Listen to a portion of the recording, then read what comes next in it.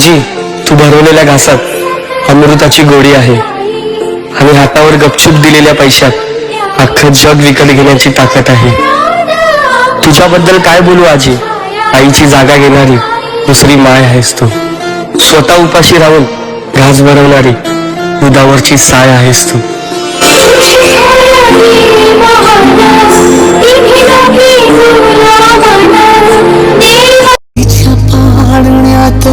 शेज माझी सजलेली जगण्याची आस तुझ्या पदराशी बांधलेली.